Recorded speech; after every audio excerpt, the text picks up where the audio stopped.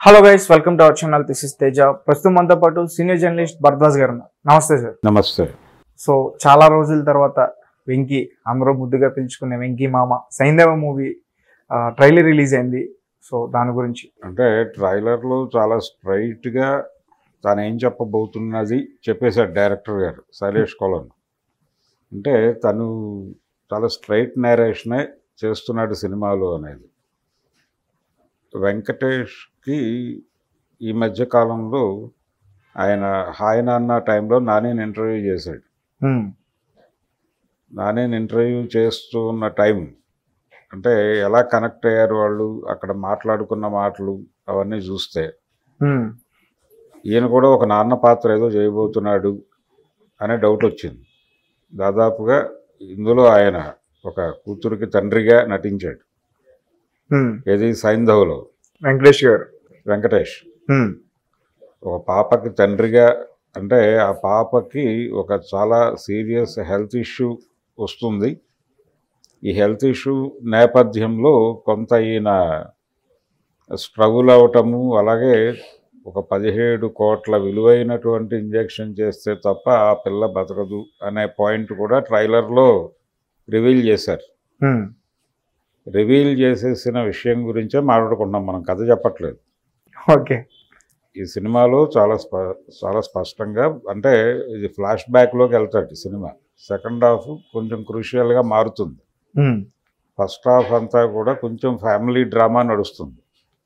వెంకటేష్ అంటే family audience కొంచెం attract అయ్యే హీరో అతను, కాబట్టి ఫ్యామిలీ ఆడియన్స్ వెళ్తారు ఆ సినిమాకి. వెళ్ళిన వాళ్ళని ఫ్యామిలీ ఎంటర్టైన్మెంట్తో మొదలవుతుంది సినిమా. మొదలైన తర్వాత నెమ్మదిగా ఈ కూతురుతో అటాచ్మెంట్, దీని మీద కొంత డ్రామా నడుస్తుంది.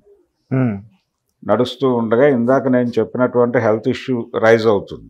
రైజ్ అవగానే ఈ మెడికల్ గొడవ, ఈ మెడికల్ 17 కోట్ల ఇంజెక్షను అనే దగ్గర కొంత మెడికల్ మాఫియా వ్యవహారము ఇదంతా ఉండొచ్చు. దానిలో ఉంటుందని నేను రూఢిగా చెప్పడం లేదు, ఉండే అవకాశం ఉంది అనేది మాత్రమే చెప్తున్నాను.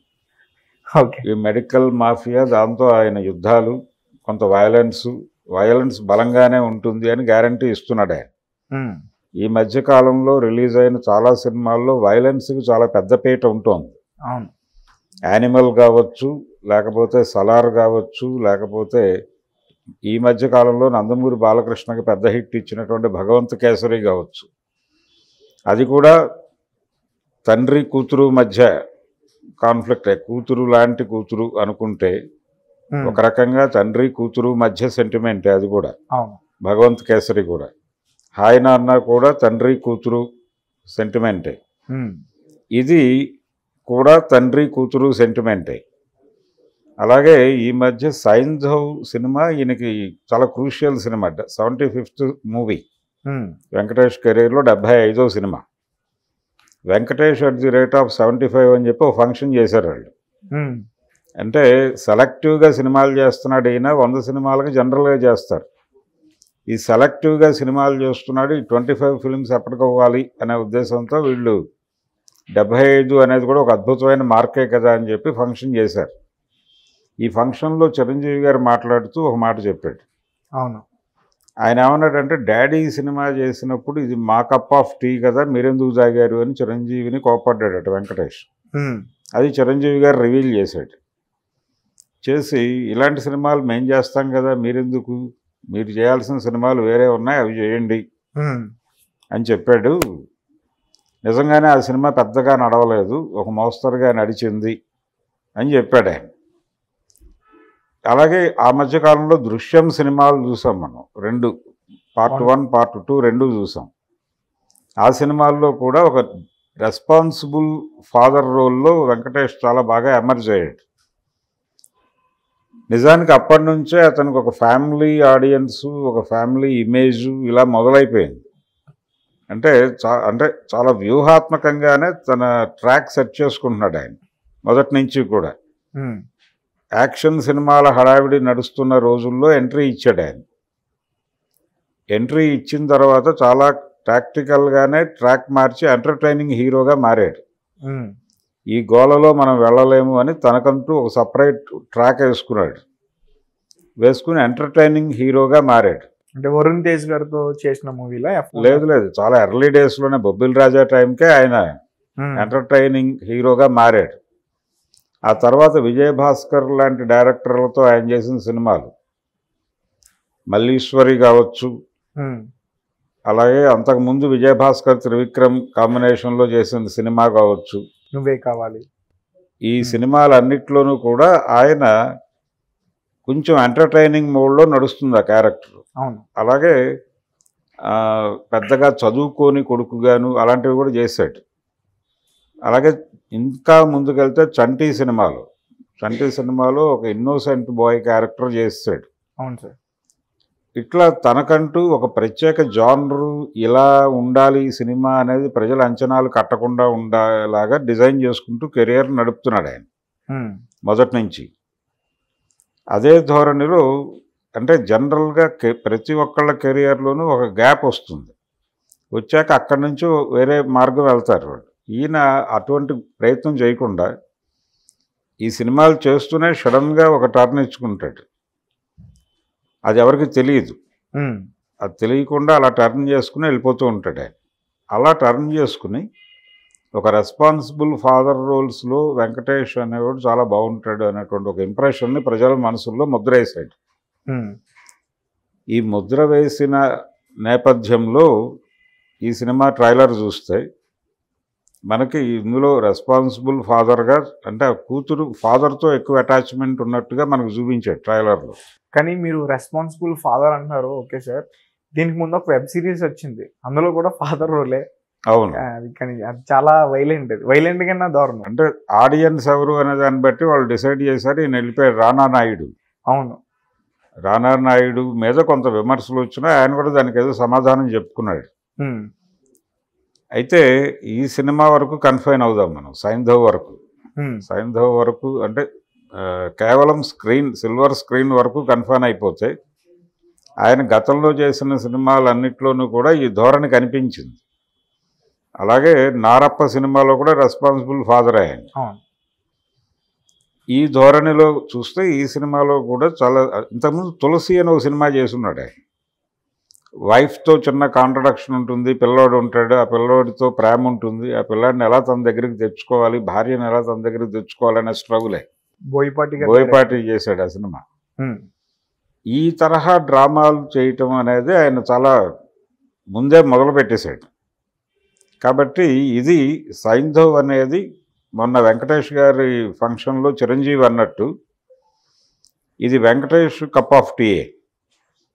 వెంకటేష్కి వచ్చింది అవకాశం, దాంతో తను ఎంత చేయగలడో అంత చేశాడు. రెండోది అతనికి ఇది 75th మూవీ కాబట్టి ప్రెస్టీజియస్ మూవీ కాబట్టి దీన్ని ఎలాగైనా సక్సెస్ చేయాలి అనేటువంటి తపన తనలో ఉంది. ఆ డెడికేషన్ కనిపిస్తుంది ట్రైలర్లో. సో రెస్పాన్సిబుల్ ఫాదర్తో ఎక్కువ అటాచ్మెంట్ ఉన్నటువంటి కూతురు, ఆ కూతురుకు ఒక అనారోగ్యం, ఈ అనారోగ్యం పరిష్కారం కావాలంటే భారీ డబ్బులు కావాలి కోట్లలో. అంత డబ్బులు ఆ ఫ్యామిలీ దగ్గర ఉండవు, జనరల్గా ఏ ఫ్యామిలీలోనూ ఉండవు. తల్లి రియాక్ట్ అవుతుంది ఇంత డబ్బులా అని. దాని వెనకాల ఒక మెడికల్ మాఫియా స్టోరీ డెఫినెట్గా ఉంటుంది. ఈ మెడికల్ మాఫియాతో యుద్ధం ఉంటుంది. ఈ మెడికల్ మాఫియాతో యుద్ధంతో పాటు ఇతని గతం గురించి తెలియని కుటుంబం అది. ఇతనికి ఒక ఫ్లాష్ బ్యాక్ ఉంటుంది. ఆ ఫ్లాష్ బ్యాక్ గురించి అతని భార్యకు కూడా తెలియదు. ఈ ట్రైలర్లో చూపించిన కథ చెప్తున్నాను. తెలియదు. తను అడుగుతుంది అసలు నువ్వెవరు అని అడిగినప్పుడు అక్కడ కొన్ని డైలాగ్స్ రివీల్ చేస్తాడు. అదేంటంటే తలలు మీద నా తల తీసుకొస్తే ఇన్ని కోట్లు ఇస్తామని మాట్లాడారు కదా, ఆ టైప్లో డైలాగ్స్ ఉన్నాయి కొన్ని. అంటే ఏంటి, ఇతనికి ఒక క్రైమ్ బ్యాక్డ్రాప్ ఏదో ఉంటుంది. అది ఏ తరహా క్రైమ్ అనేది సినిమాలో చూడాలి. ఫ్లాష్ బ్యాక్లో ఒక క్రిమినల్ ఫ్లాష్ బ్యాక్ ఉంది అతనికి. ఈ క్రిమినల్ ఫ్లాష్ బ్యాక్ తాలూకా బ్యాక్లాగ్లో అతని తలకి వెల నిర్ణయించడం జరిగింది. ఈ మధ్య కొలికపూడి శ్రీనివాసరావు పాపులర్ చేశాడు దీన్ని. తల పట్టుకొస్తే ₹1 కోటి ఇస్తానని. వ్యూహం డైరెక్టర్ ఆర్జీవి తల పట్టుకొస్తే ₹1 కోటి ఇస్తానన్నాడు కదా. సో ఈ తలలకి వెలలు అనే కాన్సెప్ట్ ఇందులో కూడా రివీల్ అయింది ఈ ట్రైలర్లో, సైంధవ్ ట్రైలర్లో. కాబట్టి ఈ తలకి వెల అంటే తలకి వెల కట్టే లెవెల్లో ఇతను పాత్ర ఉంది. అంటే ఇతను ఫ్లాష్ బ్యాక్లో ఇతను ఉన్నాడు, ఆ స్థాయిలో ఇతను ఫ్లాష్ బ్యాక్ ఉంటుంది. అక్కడ విపరీతమైన వైలెన్స్కి స్కోప్ ఉంది, అది గ్యారంటీ ఇచ్చేశాడు డైరెక్టర్. సో ఇతను తన గత చరిత్రలో, తన గత జీవితంలోకి వెళ్ళి ఈ డబ్బులు మొబలైజ్ చేయటం, ఈ డబ్బులు సంపాదించి ఆ అమ్మాయిని రక్షించుకోవటం అనేది ప్రోగ్రాం. దీనికోసం పాత జీవితంలోకి వదిలేసి వచ్చిన, అదేదో పాత రోజుల్లో ఆత్రేయ గారి పాట ఉంది, పాతి పెట్టిన పాత బతుకు వలవేస్తోంది అని, మొదలుపెట్టిన కొత్త జీవితం వెలివేస్తోంది అంటాడు ఆయన. ఈ మొదలుపెట్టిన కొత్త జీవితం వెలివేసి వదిలిపెట్టి పాతేసి వచ్చిన పాత బతుకు వలవేసి మళ్ళీ వెనక్కి వెళ్తాడు ఆయన ఫ్లాష్ బ్యాక్లోకి. అలా ఫ్లాష్ బ్యాక్లోకి వెళ్ళి అక్కడ కొంత ఆ క్రమంలో అతనికి మెడికల్ మాఫియా గురించి తెలియచ్చు, ఆ మెడికల్ మాఫియాతో తలబడచ్చు అతను. అదొక యుద్ధం జరుగుతుంది ఫైనల్గా. జరిగి ఆ కూతుర్ని ఎలా కాపాడుకున్నాడు అనేది స్టోరీ. కాబట్టి దీనిలో అన్ని ఎమోషన్స్ ఉంటాయి. విపరీతమైనటువంటి యాక్షన్ ఎపిసోడ్ ఉంటుంది, వెంకటేష్ గారి అభిమానులు కోరుకునే యాక్షన్ పార్ట్ ఉంటుంది ఈ సినిమాలో. అలాగే పంచ్ డైలాగ్స్ ఉన్నాయి పుష్కలంగా. ట్రైలర్లో ఆ విషయం కూడా ప్రామిస్ చేశాడు ఆయన. ఈ పంచ్ డైలాగులతో పాటు భారీ యాక్షన్ ఎపిసోడు, సెంటిమెంటు, అంటే కూతురు అటాచ్మెంట్తో ఉన్నటువంటి సెంటిమెంటు, అలాగే ఫ్యామిలీ డ్రామా, ఫ్యామిలీకి కూడా చెప్పుకోలేని ఒక గతం ఉన్నటువంటి హీరో పాత్రకి, అంటే ఒక రకంగా ఇలాంటి క్యారెక్టరైజేషన్స్కి నర్తనశాల బేసు. నర్తనశాల అంటే విరాట పర్వం, మహాభారతంలో విరాట పర్వం. వాళ్ళు అజ్ఞాతంలో ఉంటారు పాండవులు. అర్జునుడు నృత్యాచార్యుడిగా ఉంటాడు, భీముడు వంటలవాడిగా ఉంటాడు. అతను భీముడు ఒరిజినల్గా, కానీ అక్కడ మాత్రం వంటలు చేసేవాడిగా ఉంటాడు. అర్జునుడు బృహన్నలుగా ఉంటాడు, అర్జునుడు అని తెలియకుండా. ఇట్లా ఒక పెద్ద గతం ఉండి ప్రస్తుతం ఇంకేదో చేస్తున్నటువంటి మోటార్ మెకానిక్ గాను, లేకపోతే హోటల్ నడిపేవాడిగానో ఏదో చిన్న వృత్తి చేసుకునేవాడిగా ఉంటాడు. కానీ అతని గతం బీభత్సం. ఇది ఒక ఫార్ములా కింద మార్చి అనేక క్యారెక్టర్లు రాశారు మనవాళ్ళు. వందలాది పాత్రల భాష నుంచి మొదలు పెడితే మొన్నటి సలార్ వరకు దాదాపుగా నడిచింది అది. అవును సార్. కాబట్టి ఇదే ఫార్ములాలో కొంత ఈ క్యారెక్టర్ నడుస్తుంది, వెంకటేష్ క్యారెక్టర్. సో ఆ తరహా ఎమోషన్ కావలసిన వాళ్ళకి అది. ఫ్యామిలీ ఆడియన్స్ని ఎంటర్టైన్ చేయడానికి ఫ్యామిలీ ఎంటర్టైనర్గాను కొంత నడుస్తుంది సినిమా. సెంటిమెంటల్గా హుక్ చేయటం కోసం ఈ కూతురు సెంటిమెంటు, దీని మీద ఇది టోటల్గా నడుస్తుంది సినిమా అంతా.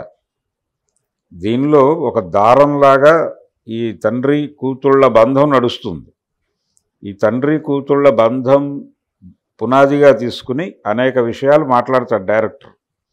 సామాజిక అంశాలు కూడా మాట్లాడతాడు, మెడికల్ మాఫియా మాట్లాడతాడు. ఆల్రెడీ గణేష్లో గతంలో మాట్లాడి ఉన్నాడు ఆయన మెడికల్ మాఫియా గురించే. ఆ రెఫరెన్సెస్ కూడా వస్తాయి.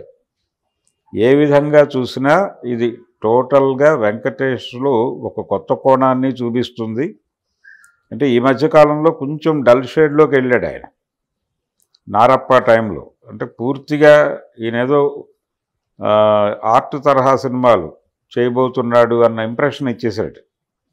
ఆ ఇంప్రెషన్ నుంచి వెంకటేష్ని బయటకు తీసుకొచ్చి మళ్ళీ ఛార్జ్ చేసి అతని కెరియర్కి బూస్ట్ ఇచ్చే సినిమాగా కూడా అనిపిస్తోంది.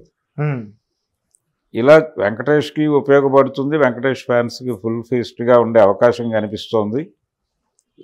ఏదేమైనా గుంటూరు కారంతో పోటీ పడాలి. ఇప్పుడు ఈ సినిమా 13వ తారీఖు రిలీజ్ అవుతుంది, రేపు 13వ తారీఖు రిలీజ్ అవుతుంది. దీని ముందు రోజు గుంటూరు కారం పడుతోంది. గుంటూరు కారంతో పోటీ పడేంత విషయం అయితే ఉంది ఇందులో ట్రైలర్ చూస్తే. ఈ ట్రైలర్లో మనకి రివీల్ చేసిన కథ ప్రకారం చూస్తే స్ట్రైట్ నేరేషన్లో వెళ్ళాలి అనుకున్నాడు డైరెక్టర్, ఎక్కడా గజిబిజి లేకుండా. అదే విషయం ట్రైలర్లో కూడా అంతే సున్నితంగా చెప్పేశాడు ప్రపంచానికి. కథ చెప్పి హిట్ కొట్టడం అనేది ఒక పద్ధతి, దాన్ని ఫాలో అయ్యాడు. ఏగా సినిమా కథ మొత్తం రాజమౌళి గారు డాష్ మీద చెప్పేశాడు ముందే. ఏది సినిమా ముహూర్తం కంటే ముందే చెప్పేశాడు ఆయన, ఇది నేను చేయబోతున్న సినిమా, చూస్తే చూడండి చూడకపోతే మానేయండి అన్నట్టు. అదే పద్ధతిలో ఇతను ట్రైలర్లో మొత్తం కథని చెప్పేశాడు, అయ్యా నేను ఇది చెప్పబోతున్నాను అని. ఇప్పుడు ఎంత ఇంట్రెస్టింగ్గా చెప్తాడు, ఎంత గ్రిప్తో చెప్తాడు ఈ స్టోరీ అనేటువంటి క్యూరియాసిటీ ఆడియన్స్లో బిల్డ్ చేయటం. థియేటర్కి వెళ్ళిపోయిన తర్వాత వీళ్ళు అనుకున్నది వర్కౌట్ అయిపోతే సినిమా బయటకు వచ్చేసి ప్రమోట్ చేసేస్తారు, వాళ్ళే నెక్స్ట్ లెవెల్కి వెళ్ళిపోతుంది సినిమా. కాబట్టి ఇదొక వ్యూహం. గుంటూరు కారంది ఇంకో డిఫరెంట్ వ్యూహం. వాళ్ళు పూర్తి స్థాయిలో సినిమాని అండర్ప్లే చేస్తున్నారు, ఎక్కడా పెద్దగా ప్రమోషన్స్ చేయటం లేదు.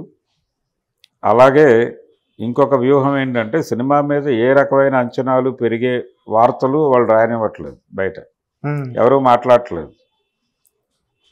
అంటే మహేష్ బాబు సినిమా అంటే న్యాచురల్గానే ఎక్స్పెక్టేషన్స్ ఉంటాయి, అయినప్పటికీ ఈ సినిమాకి సంబంధించి ఆ పాట బాగాలేదు, ఇది బాగాలేదు, అది బాగాలేదు అనే వార్తలు సర్క్యులేట్ అవుతూ వస్తున్నాయి.